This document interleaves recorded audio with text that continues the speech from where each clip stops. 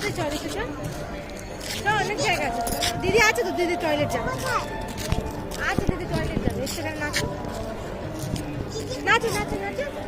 ওই যে ওখানে যাচ্ছে, ওই তো যাচ্ছে,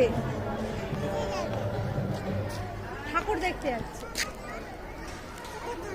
আসো চলো,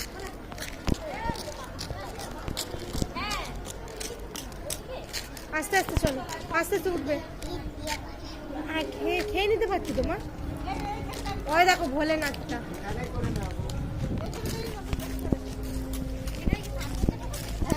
যাও যাও।